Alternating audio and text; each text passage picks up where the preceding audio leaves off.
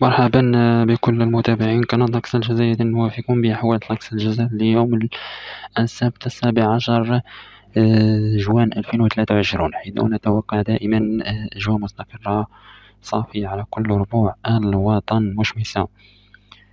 إذن ما بخصوص درجات الحرارة، ستكون مرتفعة جدا على المناطق الغربية والوسطى. راح تكون هناك درجة حرارة قد تصل إلى 40 درجة على المناطق الغربية والوسطى. أما المناطق الشرقية راح تتراوح إن شاء الله ما بين 27 إلى 30 درجة.